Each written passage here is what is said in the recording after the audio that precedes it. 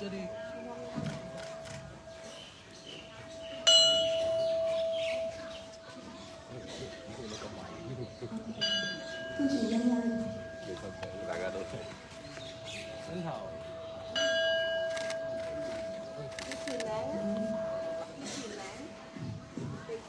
hỏi á, xây qua xây nó chỉ là tạo chân sông thủy thì sinh sạch.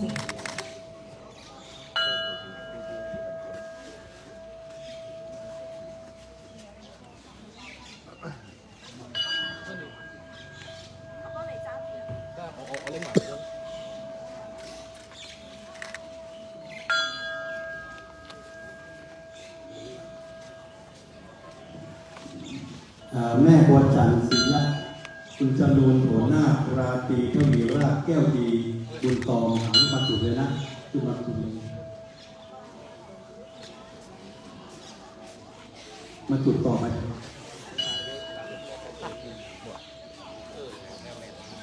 อะไรนะครับเป็นกล้องเรียวพอกล้องไปเนอะหันกล้องมาตรงนี้ไอซูมมาไอถอยไปหน่อยไอเลินถอยไปหน่อยเดี๋ยวก่อนกล้องส่วนตัวมาแล้ว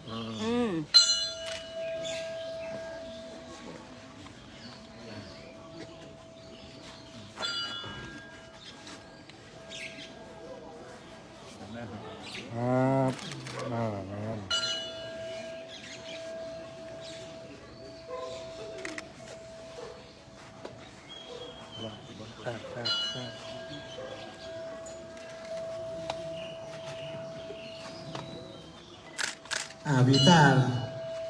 จุดปิดท้ายให้หมดเลยทั้งหลายคนก็ได้มันปิดท้ายต่อให้หมดเลยแถวหน้า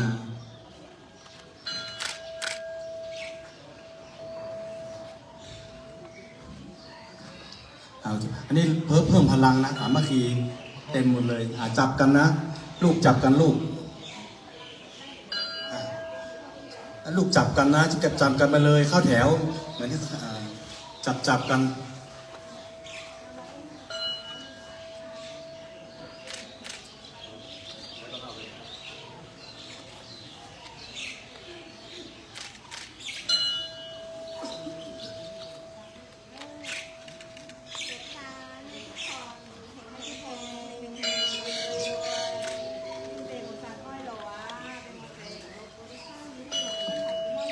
สาธุ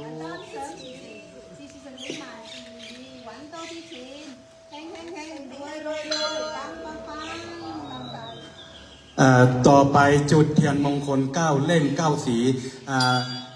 ลูกเกิดวันอะไรเนาะจุดเทียนมันพี่วรรณาพี่มาจุดก่อนก็วันจันทร์ก่อนที่ต้าเจอวันจันทร์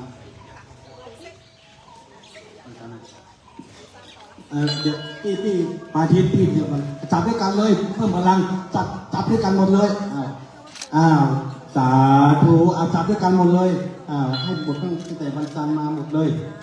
เทียนมงคล9เล่ม9สีกำลังวันต่าง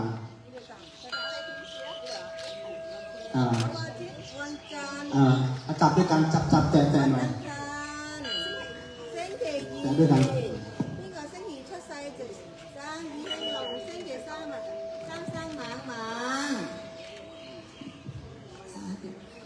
邊個星期四就四圍找有錢有面大富大貴，星期五就五福臨門，星期六六無窮。好星期六無窮，星期一日日有錢，大富大貴，生意興隆，星期三三猛猛。日日開心，樣樣順利，興รวยปัง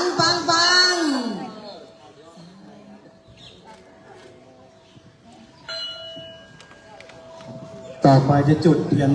สัมพันธ์จุดเทียนน้ำพุทธมนต์นะนะยันโตโพ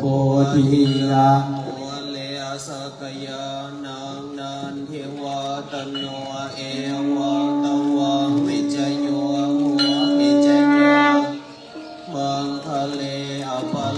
จิตปัลลังเกสีเสวะลังโอทะเลอามิเสเดียปะโมทานาปะปะโมทะปิสุนา สาธุสาธุสาธุอนุโมทามิ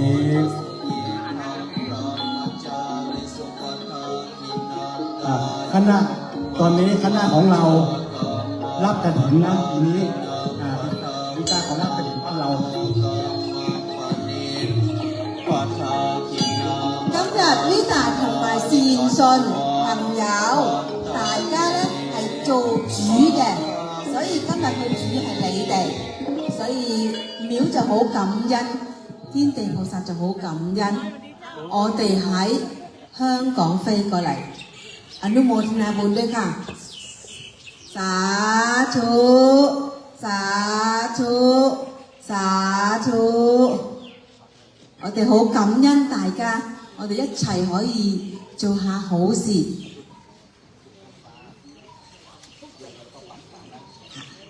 南無阿彌陀佛，南無阿彌陀佛，南無阿彌陀佛，南無天地菩薩開路俾我哋樣樣順利，身體健康，身壯力健，心想事成，事事順境，萬事如意，生意興隆，大富大貴，興興興，รวยรวยรวยปังปังปัง望係啦，記住喎，而家一路咧點個香嗰時咧未得住，要到去到火啦。點個香嗰時咧就自己南無阿彌陀佛，南無阿彌陀佛，南無阿彌陀佛。我叫咩名？我好似我係中文啊，我就係溫那措那，喺邊一月邊一日出世，喺邊個地址住，自己生意喺邊一度咩號，樣樣嗰啲福啲嘢咧，你想去邊度？屋企定係鋪頭？鋪頭就生意興隆，屋企又樣樣順利，係啦，家庭平安。所以一切個個得順利。ไม่ต้องโอเคจุดอีกทีนึงครับโอเค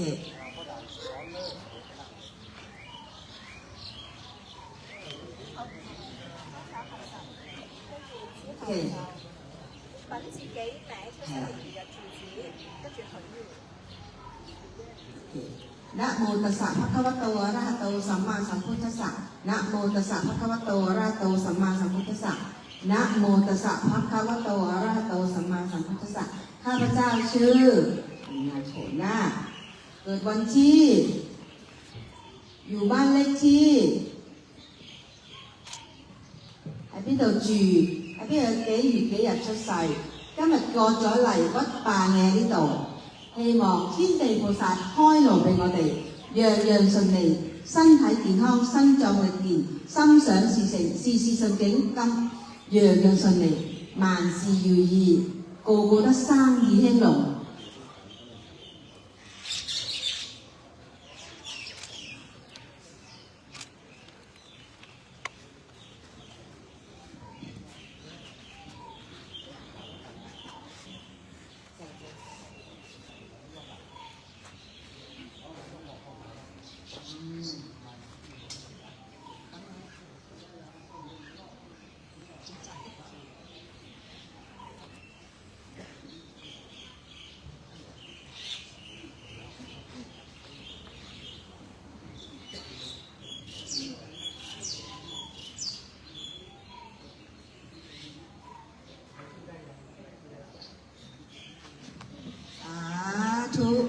สาธุ สาธุ โ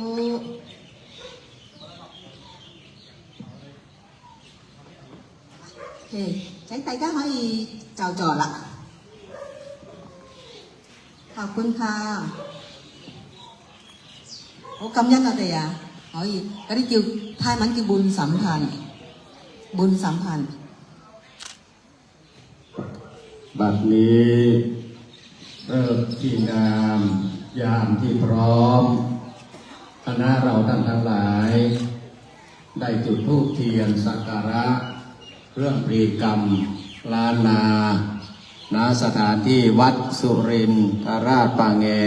ตำบลขี้เหล็กอำเภอแม่ริมจังหวัดเชียงใหม่แห่งนี้ข้าพเจ้าขอเป็นตัวแทนในการประกอบ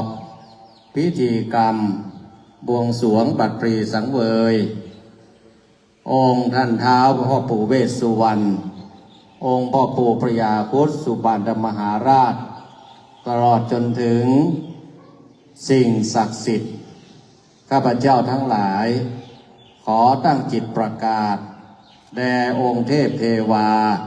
ในสากลโลกสิ่งศักดิ์สิทธิ์ทั้ง16ชั้นฟ้า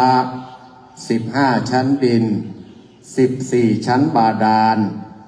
รวมถึงพระภูมิเจ้าที่เจ้าทางเจ้าทุ่งเจ้าท่าเจ้าป่าเจ้าผาเจ้าห้วยละหารทานลึกตลอดจนถึงผู้ที่อยู่หน้าที่บังจงได้มารับรู้รับแจ้งในการประกอบพิธีในคราครั้งนี้บัดนี้ขอน้อมถวายประทีปเหล่านี้เป็นพุทธบูชาธรรมบูชาสังฆบูชาพรหมบูชาเทวบูชาบูชาทวยเทพเทวาสิ่งศักดิ์สิทธิ์ทั้งมวลมาดแม้นท่านทั้งหลายได้รับทราบด้วยกลิ่นธูปควันเทียนเสียงสังเสียงประกาศก้องกังวานแห่งข้าพเจ้าผู้เป็นตัวแทนของคณะจะได้น้อมนำถวายเครื่องสักการะในวันนี้อันหนึ่งข้าพเจ้าทั้งหลายเป็นพุทธศาสนิกชนขอน้อมนำเอาพระรัตนตรัยมาเป็นสิ่งที่ปกเกตคุ้มเกล้าป้องกันพยันตรายทั้งหลายอย่าได้เกิดมีมาสาธุชนเราท่านทั้งหลายประนมมือแล้วเราจะไหว้พระเป็นเบื้องต้นพร้อมกันณบัดนี้อะระหังสัมมาสัมพุทโธภควาพุทธังภควันตังอภิวาเทมิสวากขาโตภควตาธัมโมธัมมังนะมัสสามิสุปฏิปันโนภควโตสาวกสังโฆสังฆังนะมามินะโมตัสสะภควโตอะระหะโตสัมมาสัมพุทธัสสะนะโมตัสสะภควโตอะระหะโตสัมมาสัมพุทธัสสะนะโมตัสสะภควโตอะระหะโตสัมมาสัมพุทธัสสะอิติปิโสภควาอะระหังสัมมาสัมพุทโธวิชาจารณะสัมปันโนสุขโตโลกวิทูอนุตตโรปุริสธรรมสารติสัทธาเทวะมนุสสานังพุทโธภควาติสวากขาโตภควตาธัมโมสันติติโกอะกาลิโกเอหิปัสสิโกโอปนะยิโกปัจจตังเวทิตาโพวินโยหิติสุปฏิปันโนภควโตสาวกสังโฆอุชุปฏิปันโนภควโตสาวกสังโฆยายะปฏิปันโนภควโตสาวกสังโฆสามีจิปฏิปันโนภควโตสาวกสังโฆยะทิทางจัตตาริปุริสยุคณิอัตถะปุริสภุคาราเอสะภควโตสาวกสังโฆอาหุเนยโยปาหุเนยโยทักขิเนยโยอัญชริการณิโยอนุตตรังปุญญเขตังโรกัสสาติบัดนี้เป็นดิถีอันเป็นมหามงคลยิ่งเพื่อเป็นการน้อมนำสักการะและรำลึกถึงพระมหากรุณาธิคุณแห่งองค์สมเด็จพระสัมมาสัมพุทธเจ้าเป็นเบื้องต้นพร้อมกับจะได้น้อมนำสักการะกรรมพร้อมสิ่งของบวงสรวงบัตรพีสังเวย ขึ้นน้อมนำถวายอันประกอบไปด้วยธูปเทียนมาลัยผลหมากรากไม้ของทุกสิ่งทุกอย่างตั้งไว้ขออัญเชิญท่านทั้งหลายได้น้อมรับเครื่องสักการะบวงสรวงบัตรพรีเครื่องสังเวยอันหนึ่งหากแม้นข้าพเจ้าทั้งหลายจัดสิ่งหนึ่งสิ่งใดขาดตกบกพร่องหรือข้าพเจ้าผู้เป็นสื่อกลางในการกล่าวคำอัญเชิญไม่ต้องด้วยขนบจารีตประเพณีแห่งพระองค์ท่านอันจักเป็นการล่วงเกินด้วยกายวาจาและใจจะโดยเจตนาหรือไม่ก็ตามดิถีอันเป็นมหามงคลนี้ขอกราบประทานค้ากรรมและกรรมขอพระเมตตาได้โปรดอโหสิกรรมด้วยเถิดกุศลผลและบุญอันนับเนื่องที่ข้าพเจ้าทั้งหลายอันมีคุณวรรณาโถนาพร้อมคณะคุณวีตาสารพร้อมคณะทุกท่านจากประเทศฮ่องกงคณะศรัทธาสาธุชนลูกศิษย์ลูกหาของหลวงพ่อพระพระครูประภัสจินดาภรณ์เจ้าวาดคณะทุกท่านที่เดินทางตั้งแต่อดีตชาติจนถึงปัจจุบันชาติภพภูมินี้กราบน้อมถวายเป็นมงคลพรีในองค์พ่อปู่พระท้าวเวสสุวรรณองค์พ่อปู่พญาครุฑสุบรรณมหาราชสิ่งศักดิ์สิทธิ์เทพเทวาที่ได้เสด็จลีลามาสู่หน้าที่นี้ขอเมตตาบารมีแห่งท่านทั้งหลายโปรดประทานความเป็นมหามงคลอันสูงสุดพึงบังเกิดแก่ชีวิตหน้าที่การงานและครอบครัวของทุกท่านที่ได้ร่วมประกอบพิธีในวันนี้ด้วยเถิดวันที่ตัวจริยปทังเมสกริยสัมพินยายังสัพพโทสังวินาศสันติสิริเทพอัยยาวิโยติยามังมเหสุรังปัทวาสังวิสุทธิเทเวสัพพะภูทิพยสังเกมันตุมรสิทธิพระภูมิธรณีกุงปาริสหปริวารยะเอหิสัทธายะอาคัจฉันตุปริปุญจันตุสหายะสิรสานาโคปัทวิยังปนาทานาโตเอหิเมสุขสัมปติสัพพทาปุรติมาสมิงทิสาภาเกทัตรัตโธจะมหาราชาสัพปริวาราเตปิตุมเหนุรักขันตุอโรกยสุเขนะจะอากเนยติสาภาเกภูตาปิตุมเหนุรักขันตุอโรกยสุเขนะจะทักขินสมิงทิสาภาเกวิรุณนโกจะมหาราชาสัพปริวาราเตปิตุมเหนุรักขันตุอโรกยสุเขนะจะหลติสมิงทิสาภาเกเตปิตุมเหนุรักขันตุอโรกยสุเขนะจะปัจจิมัสสมิงวิรูปโคจะมหาราชาสัพปริวาราเตปิตุมเหนุรักขันตุอโรกยสุเขนะจะหายปัสสมิงทิสาภาเกนาคาเตปิตุมเหนุรักขันตุอโรกยสุเขนะจะอุตตลัญจสมิงกุเวโรจะมหาราชาทิสาภาเกเตปิตุมเหนุรักขันตุอโรกยสุเขนะจะอิสานสมิงยักขาจะมหาราชาทิสาภาเกเตปิตุมเหนุรักขันตุอโรกยสุเขนะจะสุปะยัญชนะสัมปันนังปริปุญจันตุนะโมพุทธรัตนังสรณังกัจฉามินะโมธัมมรัตนังสรณังกัจฉามินะโมสังฆรัตนังสรณังกัจฉามิอุปริมัสสมิงทิสาภาเกจัตตารโอเทวามหาเทวาจันโตจะอินโทจะพรหมโนจะไสยทิตังทิโตจะสุรโกจะเทวะเสโทจะเทวะปุญญโกจะเอเตจะตารโรเทวามหาเทวาพุทธปัสสนาธรรมปัสสนาสังฆปัสสนาพุทธคารวตาธรรมคารวตาสังฆคารวตาอิหิสมะคันต ตัวปริปุญจันโตทิโตจะสุรโคจะเทวเศรษโธจะเทวปุญญโกจะรังวาติทังวาสันตินังวาไสยนังวารัตติงวาสัพพทาตังรักขันตุมหาเทวาตินามา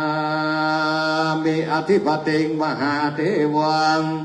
ท่านผู้มีบุญญาธิการองค์พระปรเมศวรผู้เป็นเจ้าได้เสด็จลงมาครอบครองว่ากระบรรดาพระฤาษีมุนีเป็นกรรมสิทธิ์และอมรินทราธิราชเจ้าอันเป็นประธานแก่หมู่นิกรอมรคณาเทวบุตรเทวดาอันหักษาสัพพตพิธีเลิกในภูมิโลกนี้และกาลบัดนี้มวลหมู่ข้าเจ้าต่างงาลา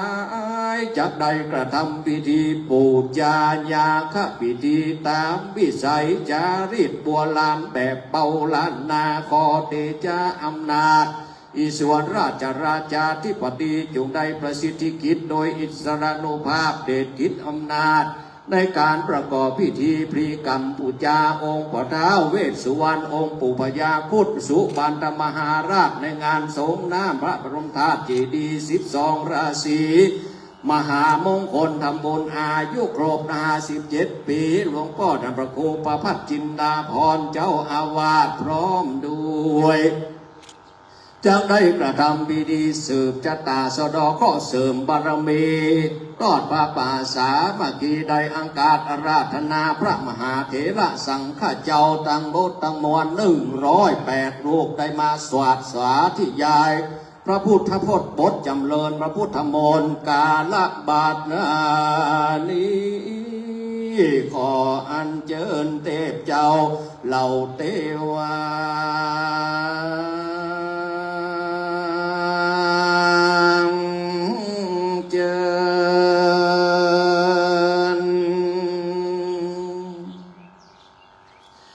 ติบ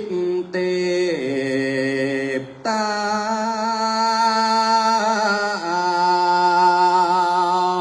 เตวา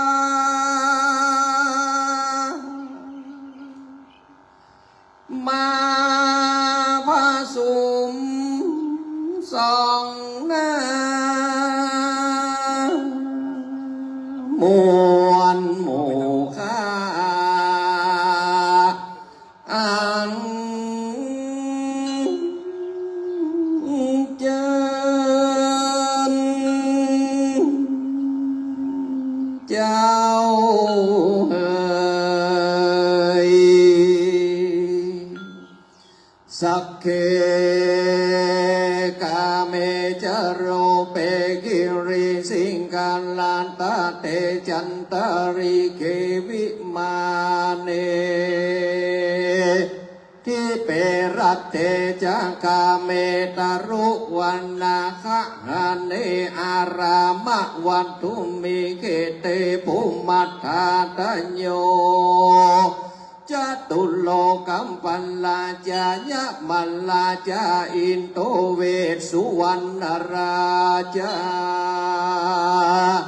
อริยเมตโยโพธิสัตตาวกาทโยอริยสาวกาจะปุถุชนะกันลยานังจะสัมมาทิฏฐิเยวะพุทเท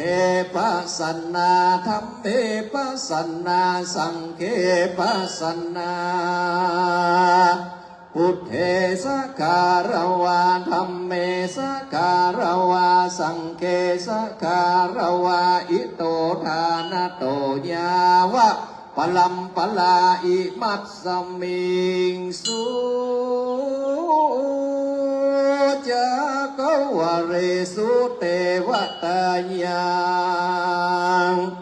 มุนิวรวาจนังสาธโวโนสุ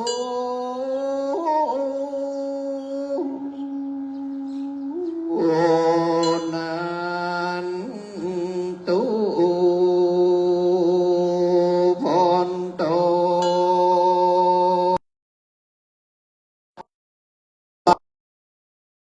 จาอินโต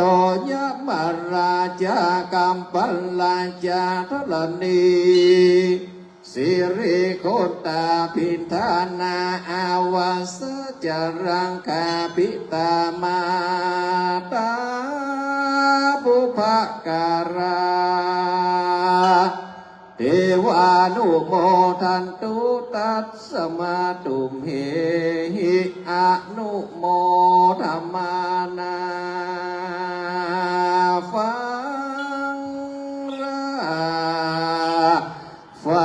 งราฝูงเทพเต้าอันอยู่ด่านดาวเขตคงไขแผ่นดินไก่อากาศโลกกว้างจักรวาลไพรพระนองแผ่นดินโกลมตัวตุกของเขตดาวด่านดงรีอันอยู่ในนาทีนั้นน้ำกูเถื่อนดำสัสลีตั้งเส้นยาและวันลีตั้งกิลีพัมพันเตอสุเรมากมนมีตั้งบุ่มพันกันทำภากันยักขะมเหสีไตลาอเวจีธิราชโยมพิบาลจาตุโลกสี่องค์คานจอมเจื่องเต้าธิราชเยืององค์อินอมรินจันฟ้าจักรมาวจระอันเจิญมาตัวตั้งโขงโสรสะแผ่ถึงพรหมม้วนมาดพลาบต่อเต้าเนวสัญญาเทวบุตรเทวดาอินพรหมยมราชพุทธนาคน้ำปรมัยไอสวนเต้าจตุโลกบาลทั้งสี่แม่นางธรณีเสื้อวัดทรงวาหักษายังวัดสาสุรินทราชปะเงตินีเป็นเก้าเป็นประธานสักโกเทวินโดขออัญเชิญท่านเจ้าสังฆะองค์อมรินทร์อินทราธิราชเจ้าจอมโลกโลกาพร้อมหมู่เทพเทวดาทวนทุกสถานพิมานแม่นแดนสวรรค์ตั้งแต่จันดาวดึงถึง16ห้องช่องจันฟ้าในแสนโกฏจักรวาลเมื่อได้สดับนาสารตามที่พยโสดขอจุงได้โปรดมาร่วมอนุโมทนาสาธุการขอจุงมาเป็นสักขีพยานมาเป็นประธานในพิธีวัดป่าสัวสุรินทราชปะเงตินีมวลหมู่ข้าเจ้าตั้งหลายขออัญจุรีอัญเชิญตั้งแต่ภิกขเนศวรวิษณุเพชรลูกันปันสุดกายสอนเป็นพิธีกรแต่เดิมมาข้าขออัญเชิญเสด็จลงมาคุ้มครองป้องกันพยันตรายอย่าได้มากำมากายในพิธีในวันนี้อันว่าเทวดาเจ้าต่างลายนารายเป็นอธิบดีอินสวนผู้มีศักดาเดชเป็นจอมมงกุฎเกตไกรเลิศลาขออภิวาทวันธนิยปุจจาองค์พระอุมาภกวดีสลีเจริญโลกขอจงได้มาดับทุกข์ดับโศกคือได้เสื่อมหายพระเพิงพระพายพระพงพระยมพระการเต้าจตุโลกบาลทั้งสี่พระภูมิเจ้าตีเสือวัดเสือวาเจ้ากรุงพาลีธรณีแม่คงคาสุริยะจันทาเจ้าทั้ง12พระองค์อันตลงไมสอนข้าจังหลายขอยอก่อนขึ้นเหนือเสียนเก่าต่างรูปเทียนเจ้าวันลาปรารถนามีตั้งเข้าตอกดอกไม้ปลายพุกพารังจอยอันกันทาอรชรบวรราชวัดชัดตรงใจประสิทธิ์ด้วยมนต์ยาฤทธิ์จงได้ประสิทธิ์แก่มวลหมู่คาตั้งหลายในที่คากาละบัดนี้ตั้งหมู่คาขออัญเชิญเทพเทวดากุจันฟ้ากุลาสีอัญเชิญเทพเทวดาตั้งหลายแจ้งประจักษ์ตามลักษณ์อันพระสยมบรมพรหมยานอิสวนนาลายสักกะเทวราชพรหมาธิราชเจ้าเต้ามาตุลี วลีวลาหัสนัยไตรตรึงอันเจิญถึงเท้ามหาพรหมกับบิลพรหมมาพรหมผู้ที่เหมาะสมกับงานพิธีวันนี้วัดสุรินทราภเงตินีเหล่าอมรินทร์อินทาอุมาเทวีลักษมีสุรสวัสดีอรจุดผู้ประกอบไปโดยบุญญาฤทธิ์ต่างพระอาทิตย์พระจันทร์อันเจิญมาพร้อมโดยเหล่าเทวันเทวาขอจงได้มาพร้อมกันในการละบัดนี้บัดเต้าแต่นั้นขออัญเชิญท่านเท้าชมพูที่เจ้ากรุงพารีพระภูมิเจ้าตีเรื่องอำนาจได้ยินเสียงร้องกองประกาศอัญเชิญด้วยใจสะอาดปราศจากราคีแม่ธรณีคงคาพระเพิงพระพายที่เคารพตั้งแม่โพโสพระพิรุณอันมีพระเดชพระคุณยิ่งใหญ่มีใจภักดีศรัทธากาทั้งเจ้ากรรมนายเวรเจ้าเก่งจัตตายมราชยมบาลเทวทูตนายทวารขอจงมาป้องกันอันตรายได้ปัดโรคปัดภัยปัดเสนียดจังไรบันดาลโชคมีใจขออัญเชิญท่านทั้งหลายได้มาประชุมจุมนุมกันในที่คากาละบัดนี้ขออัญเชิญเสด็จสู่โลราชพิธีทุกพระองค์ทุกผู้ทุกนามในกาละบัดนี้ท่านต่างหลายผู้เฒ่าผู้แก่อันบำเพ็ญพจน์อยู่ตาม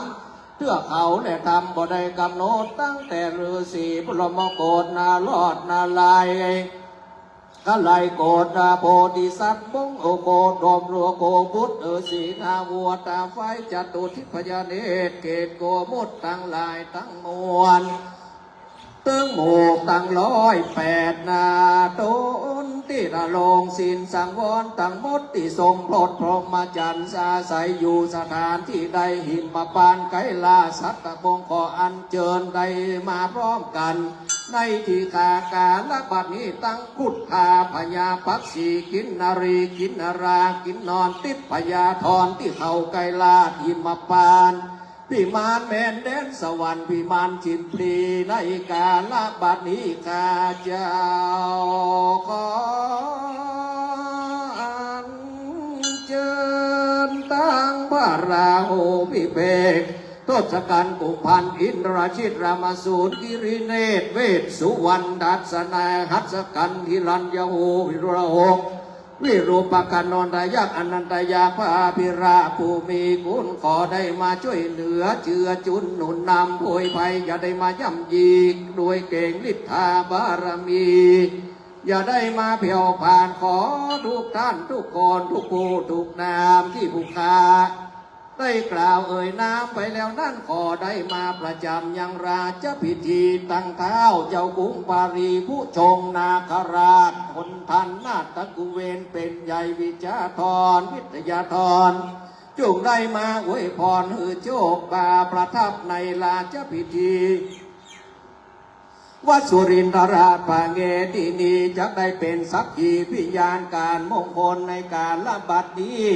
ข้าเจ้าต่างหลายขออัญเชิญได้มาพร้อมหน้ากันได้อำนวยอวยใจเพิ่มเสริมกำจูนบารมีผู้อยู่ที่นี่ทุกผู้ทุกคนจงได้ฮับเอาอย่างสิ่งที่ดีที่เย็นที่เป็นมงคลอุตตลัญจะที่สังลาจากุเวโรตัปปสาสติยักขานังอธิปติมหาราชายสสิโสปุตตปิตัสสะพะหะโวอินทนามามหาพลังอินทิมันโตชุติมันโตวันนะวันโตยสสิโนโมทะมานะอภิกามงภิกขุนังสมิติงวันนัง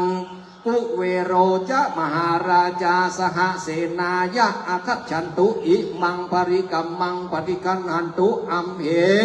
อนุรักขันตุสัพพทาสัพพกัมมานิสินชันตุโนอิติปิโสภควายะมลจโนเวสสุวรรณโนมรณังสุขังอรหังสุขโตนะโมพุทธายะเวสสุวรรณโนจาตุมหาราชิกายักขปันตาพัทภูปิลิโตเวสสะพุทธังอรหังพุทโธท้าวเวสสุวรรณโนนะโมพุทธายะอุม นะโมมหาเวสสุวรรณโนมหาไตรโลโกทิปจักขุมมหาไตรโลกานังมหาภูเตสะวะกังทิปมันตังอรหังพุทโธนะโมพุทธายะเวสสะพุสะนะมะอรหังอะสังวิสวาโสอะสังวิสุโลภุสะภุภะมะอะอุอิสวาสุสุสวาอิติอิมหาเทวังมหายัพขังปัตตะโลกังมหาอิทธิฤทธังอรหังปสิทธิเมกาละบาทนานี้ขออัญเชิญบอกกล่าวองค์พ่อท้าวเวสสุวรรณผู้เป็นใหญ่ในอุดรทิศแห่งพระสุเมรุราชผู้มีอำนาจสาอันเรืองฤทธิ์อมหิทธิไกรพระวรกายประดับอาภรณ์งามเรืองรองผู้คงมาผู้คุ้มครองดูแลโลกมนุษย์เป็นดุจเทพแห่งคุมทรัพย์รักษาสมบัติของเทวโลกเป็นตังอธิปดีปกครองดูแลหมู่ยักษ์และอสูรทั้งหลายทั้งปวงขอพระขอองค์จงได้เสด็จลีลาจากวิสานาเทพนครที่พยสถานวิมานแมนแดนสวรรค์พร้อมเหล่าเสนาบดียักษ์ต่างเก่าตนมาเป็นเก้าประธานฮับเครื่องพรีกรรมบวงสรวงสังเวยณมณฑลเพื่อลำพิธีวัดสุรินทราปาเงตินีขอได้โปรดประทานญาณองค์ที่ดีทั้งหลายยักษ์บริวารแห่งพระองค์ก็ดีอันสถิตอยู่ที่นี่ทั้งสองพระองค์ก็ดีได้มาอยู่ที่นี่เป็นที่เคารพกราบไหว้บูชาสถานที่วัดสุรินทราชปางเงที่นี่เพื่อคอยกำลาปราบหมู่มารไพรีหมู่ผีปีศาจราชทูตผีพายอันร้ายกาจทุกแห่งทุกที่แลได้ประทานพรแก่มวลหมู่คาตั้งนาลายในวันนี้ไม่มีคุณวันนาโถนาพร้อมคณะคุณวีตาสารพร้อมคณะทุกท่านจากประเทศฮ่องกงและคณะศรัทธาสาธุชนทุกท่านทุกคนที่ได้นั่งและยืนเรียงรายอย่าถอยที่นี้ได้มีความร่ำรวยมั่งคั่งไพบูรณ์จำเริญในลาภยศทรัพย์สินเงินทองอำนาจวาสนาปราศจากสัพพทุกข์สัพพโศกสัพพโลกสัพพภัยสัพพเคราะห์เสนียดจังไรอันตรายใดๆอย่าได้มาเบียดเบียนบีทาในทีฆากาลบัดนี้ยามนี้นั้นจุงจะมีเตี่ยงแต่ดีลีตั้งแต่กาลบัดนี้เป็นต้นไปนาหมู่คาตั้งหลายขอน้อมนำถวายเครื่องสักการะบูชาพุทธบูชามหาเตชะวันโตธรรมบูชามหาปัญญวันโตสังฆบูชามหาโภควโหติโลกนาถังอภิปูชยามะนะโมเมสภาพุทธานังโอมะเทวานังสัปริวรังเวสสุวรรณอาทีนังเทวตานังภูปะทีปะจะบุพังสกละวันนังสุปะพยัญชนะสัมปันนังสาลีนังโภชนังอุทกังวลังสัปริวารังอาคัจฉันตุปริพุนจันตุสัพพทาหิตายะสุขายะสันติเทวาสันติภูตามหิทธิกาเตปิอัมเหหิอนุรักขันตุอโลกยสุเอนะจาข้าเจ้าทั้งหลายขอกราบไหว้บูชาองค์พันท้าวเวสสุวรรณนี่นาในทีฆากาลบัดนี้เทพเทวาตังลายอันใดมาพร้อมที่มีอันมีพ่อท้าวเวสสุวรรณเป็นเก้าประธานพร้อมบริวารอยู่มากมายทั้งหลายบัดนี้ขอท่านทั้งหลายได้รับเอาอย่างเครื่องกินยาปุจจาตั้งหลายทั้งมวลอันพระปนาตั้งไว้ขออัญเชิญท่านทั้งหลายให้เพื่องสักการะด้วยความปิติยินดีอิ่มนำสำราญในทีฆากาลบัดนี้ยามนี้นั้นจุจะมีเตี่ยงแต่ทีลีพุทธเตเชนะธรรมเตเชนะสังฆเตเชนะอินทเตเชนะเทวเตเชนะทิวาตปฏิอาทิโจรัติมาดาติจันทิมาสันนโท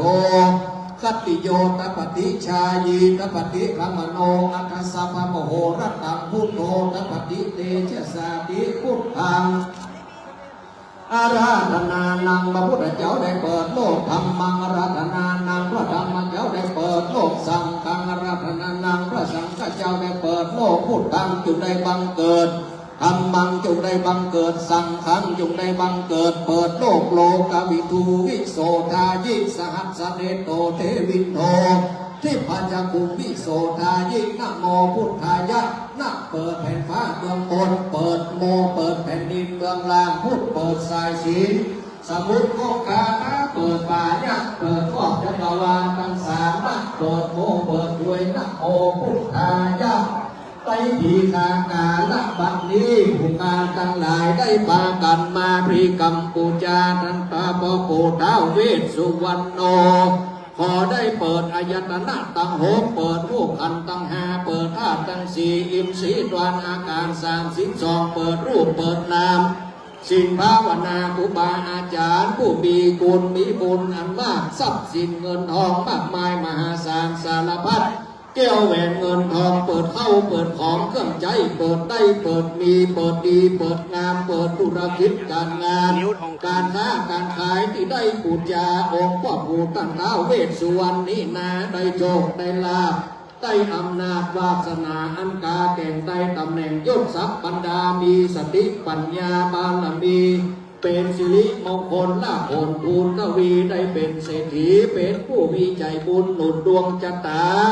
เปิดเพื่อได้ลูกท่านได้มีดีขาอายุมั่นยืนยาวเพื่อได้เข้าถึง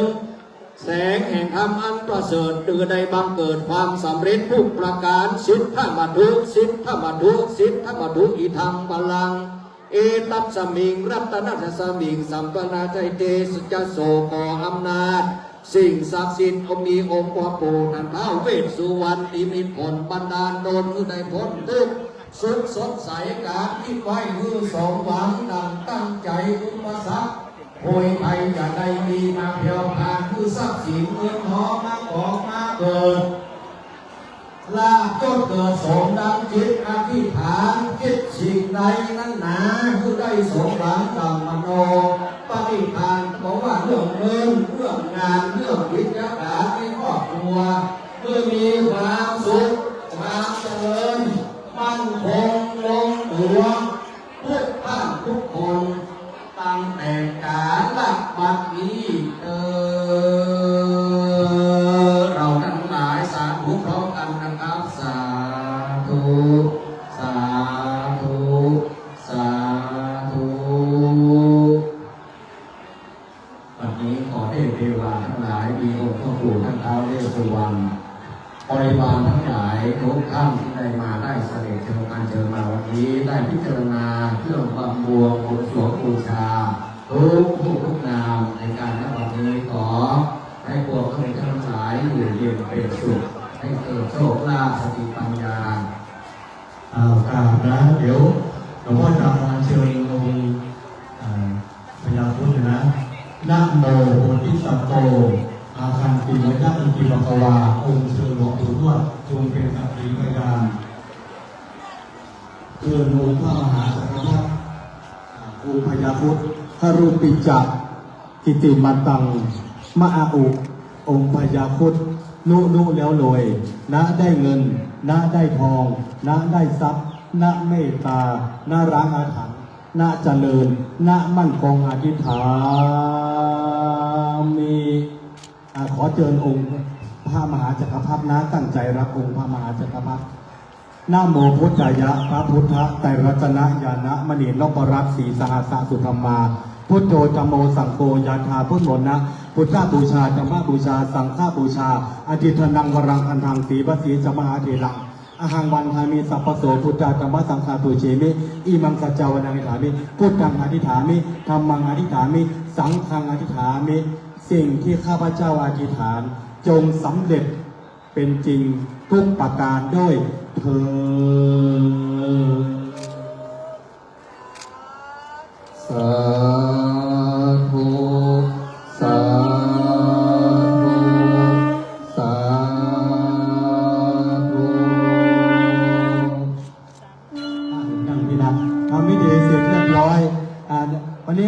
สสมคิดมาเจอเนอร์ท่านสสสมคิดมาวันนี้มาแนะนำตัวพรรคประชาชนวันนี้เพิ่งมาร่วมงานเนอร์ขอบคุณมาก ท่านสสสมคิดกันทยาเป็นสสพรรคประชาชนใหญ่มากเจ้าฟ้อนนั่งประจำที่เลิกไปนั่งจะฟ้อนนะ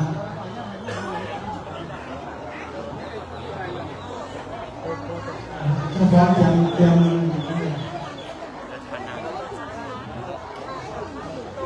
้าฟ้อนยาวเลยยาวต่ำนี่เลยยาวๆไปเลยยาวๆไปแก้วยาวๆไปพูดเลยยาวๆรายวันแชร์ดิแชร์ซูมไลฟ์ซูมแชร์ต่อเนี่ยแชร์ต่ออย่างไรอันนี้ถ่ายบนกระมังนี่ ถ่ายทำจากมัน งดอย่างเดียวงด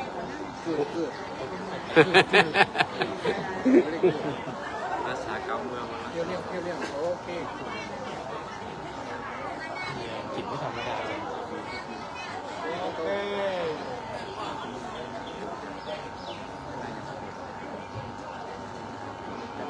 ก็ได้ยินใครเ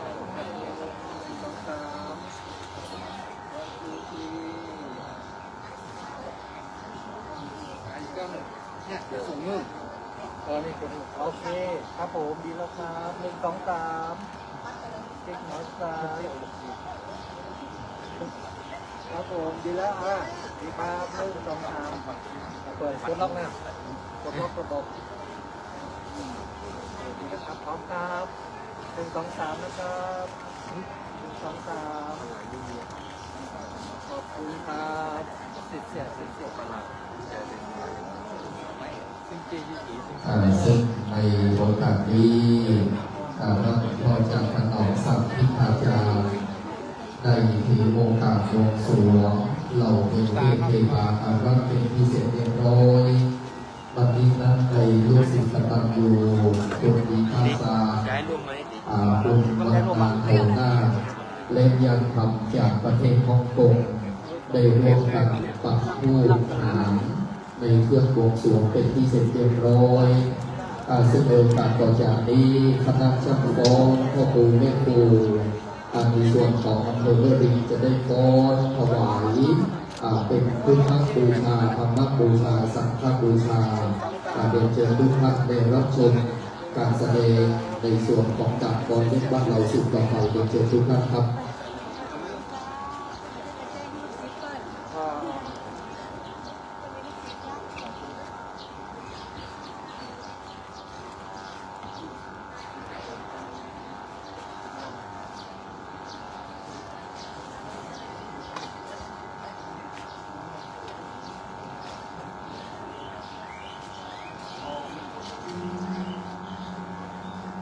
Thank you.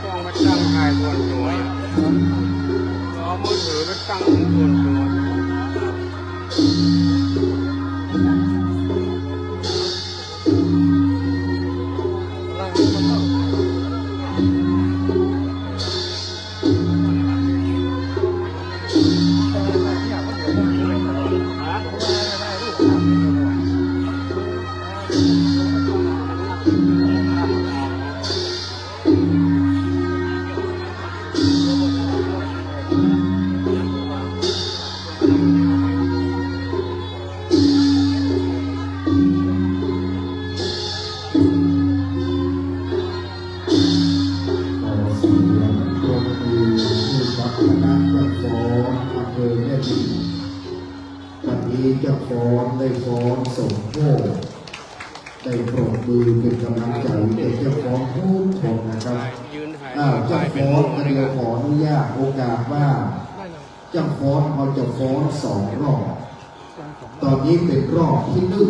1รอบที่2จะฟ้อนตอน11 โมงครึ่งในรอบ1ดังนั้นตอนนี้ขอเจ้าฟ้อนไปพักผ่อนตามอัธยาศัย11 โมงครึ่งโยมจากฮ่องกงจะมอบรางวัลตอน11 โมงครึ่งตอน9 โมงนี่ขอมอบจะเลยให้เจ้าฟ้อนไปกินข้าวกินน้ำพักผ่อนก่อนถ้ามอบตอนนี้มันเจ้ามันไปมอบหวายมันยังไม่นอน